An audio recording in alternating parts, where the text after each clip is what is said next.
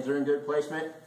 Step my foot out, and the foot that's out, that's where I'm taking my butt as I push him away to make space. Here, see all the space right here?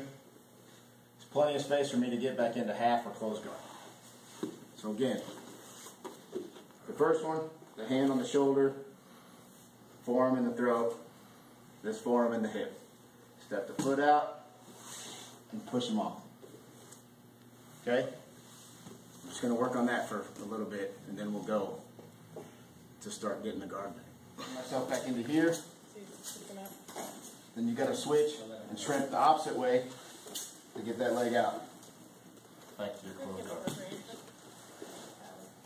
So bam, we're rolling. He gets side control. I'm already out. Oh, I need my space. I come back, I drive off these toes, bring this knee back in, shrimp to the other side. Back to your close guard. One more time. Here and here. Got good hand placement. Step the foot out. Shrimp to that foot and push. Now drop off this foot that's up. Bring yourself back in to here. You're going to get stuck here. Okay?